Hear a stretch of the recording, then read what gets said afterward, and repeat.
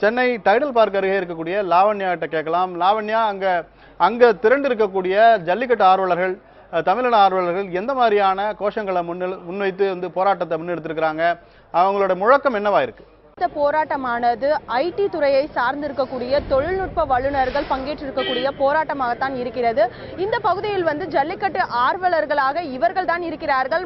வேறு எந்த ஒரு அமைப்பை சார்ந்தவர்களும் இங்கு வரவில்லை. ஆனால் தங்களுடைய ஒரே குறிக்கோளாக, அதாவது ஐடியில் பணியாற்றுபவர்களுக்கு சமூக அக்கறை இல்லை என்பது போன்ற ஒரு பிம்பம் இங்கு அதிக அளவில் பார்க்கப்படுகிறது. ஆனால் அதனை தகர்க்கும் வகையில் தான் இவர்கள் எங்களுக்கும் சமூக அக்கறை இருக்கிறது, நாங்களும் தமிழகத்தின் பாரம்பரியத்தை மீட்டெடுப்பதற்காக போராட்டத்தில் இறங்குவோம் என்பதை வலியுறுத்தும் வகையிலேயே தற்போது இவர்கள் களமிறங்கி இருக்கிறார்கள். இவர்களுடைய பிரதான கோரிக்கையாக இருப்பது என்னவென்றால், ஜல்லிக்கட்டை இந்த ஆண்டு நடத்த வேண்டும். அதற்கான ஆதரவு முழுவதுமாக ஐடி துறை சார்ந்த எங்களிடம் இருந்து இருக்கிறது என்றும் குறிப்பிட்டிருக்கிறார்கள். அதே போன்று keep com and support jallikattu, ஜல்லிக்கட்டை ஆதரவு ஜல்லிக்கட்டு என்ற போன்ற ஹேஷ்டேக் மூலமாகவும் இவர்கள் தங்களுடைய ஆதரவை தெரிவித்து வருகிறார்கள். குறிப்பாக இந்த பகுதியில் இருக்கக்கூடிய ஐடி துறையை சார்ந்த தொழில்நுட்ப வல்லுநர்கள் மட்டும் இல்லாமல் இந்த பகுதியில் இருக்கக்கூடிய பொதுமக்களும் இந்த போராட்டத்தில் இணைந்திருக்கிறார்கள். குறிப்பாக இந்த பகுதி என்பது மக்கள் நடமாட்டம் அதிகம் இருக்கக்கூடிய பகுதி என்பதால் ஆட்டோ ஓட்டுநர்கள், டாக்ஸி ஓட்டுநர்கள் என அவர்களும் இந்த போராட்டத்திற்கு ஆதரவு தெரிவிக்கும் வகையில்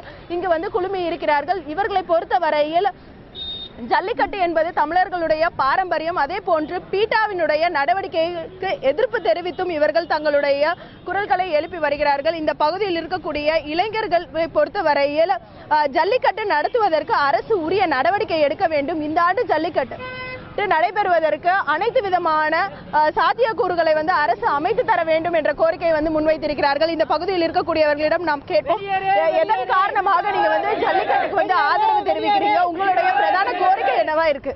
புரியல. எதன் காரணமாக நீங்க ஜல்லிக்கட்டுக்கு ஆதரவு தெரிவிக்கிறீங்க? உங்களுடைய பிரதான கோரிக்கை என்ன?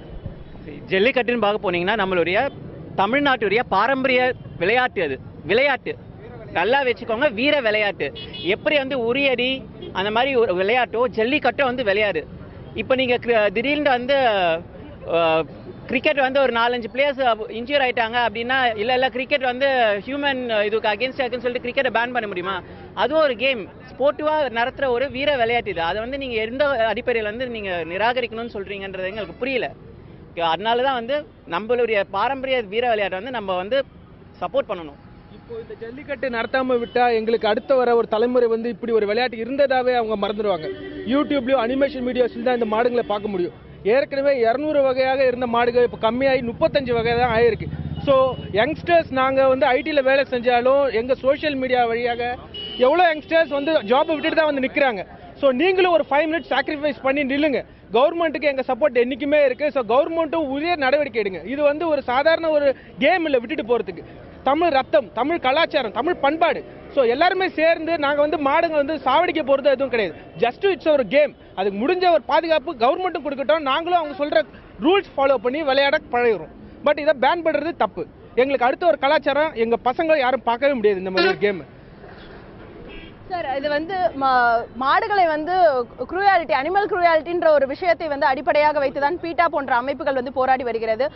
நீங்கள் கிராமத்திலிருந்து தான் வந்திருக்கீங்க. உங்களுடைய கருத்து இதில் என்னவா இருக்கு? எங்க தினம் சென்னையில் மட்டும் இல்லை, இந்தியா ஃபுல்லாக உலகம் பூராவே தினம் எத்தனை கடையில் கோழியை காலையில் விட்டுறாங்க. அந்த இடத்துல போய் நீங்கள் பீட்டா எடுத்துக்கிட்டு ஒரு போர்டை வச்சுக்கிட்டு கத்த வேண்டியதானே?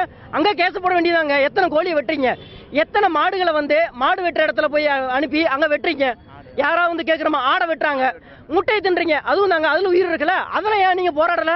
எத்தனை பேர் விளையாட்டுன்ற பேர்ல எத்தனை மிருகங்களை நீங்க சித்திரவதை செஞ்சு அதுக்கப்புறம் அதை கொல்றீங்க? நாங்க கொல்றோமா? ஏன் இனம் அது? ஏன் இனம்? ஏன் ரத்தம்? நான் மனுஷன் பேசுறேன். என் கூட துணைக்கு நின்று வந்தது என்ன? ஆதி காலத்துல இருந்து நீங்க உங்களுக்கு வரலாறுன்றது எப்ப இருந்து வருது? 1000 வருஷமா இருக்கா? எனக்கு வருஷமே சொல்ல முடியாத அளவுக்கு இருக்கு. கல் தோன்றி முன் தோன்ற காலத்துல தோன்ற குடி என் குடி, என் கூட அப்ப இருந்து வந்தது. என் இனத்தை அழிக்க பாக்குறீங்களா? ஒரு மாட்டு மூலமா இனத்தை அழிக்க பாக்குறீங்க. நாங்க ஈர்க்கம் தட்டி அதை நடக்க விட மாட்டோம், நடத்தி காட்டுவோம். அதுக்கு எங்களோட அரசாங்கம் எங்களுக்கு உறுதுணையா இருந்த நடத்தி காட்டணும். ஏன் மத்த மாநிலங்கள்லாம் ஒரு கோர்ட் ஆர்டர் கொடுத்தோன்னே எங்க மதிக்கிறாங்க? தண்ணி தராங்களா? சுதந்திரம் வாங்கினதுல இருந்து எங்க தண்ணி தராங்க? யாராவது சொல்லுங்க, நியாயத்தை சொல்லுங்க. யாராவது தராங்களா? கோர்ட் இருக்குப்பா, கோர்ட் சொல்லு. கோர்ட் யாருக்குங்க? எனக்கு தான் கோர்ட். எனக்கு சாதகமா இல்ல, எனக்கு ஒரு சப்போர்ட் பண்ணலைன்னா அப்புறம் எதுக்கு அது கோர்ஸ்? எனக்கு தேவையில்லாததா எதுக்கு நான் கேட்கணும்? நீங்க நடத்த உத்தரவிடுங்க, இல்ல நாங்க நடத்துவோம். நீங்க வந்தீங்கன்னா நாங்க நீங்க சொல்ற மாதிரி எங்களால பதில் சொல்ல முடியும். அதுக்கு எங்களை ஆளாக்காதீங்க. இவர்களை பொறுத்தவரையில் தடையை மீறி ஜல்லிக்கட்டு நடத்துவதற்கு அனைத்து விதமான ஒத்துழைப்பும் நாங்கள் தருவோம் என்றும், அதே போன்று தடையை மீறி தாங்கள் ஜல்லிக்கட்டு நடத்துவோம் என்றும் வந்து முழக்கமிட்டிருக்கிறார்கள். அதே போன்ற நிலைதான் வந்து இந்த பகுதியில் இருக்கக்கூடிய கள நிலவரமாக இருக்கிறது. ரமேஷ்.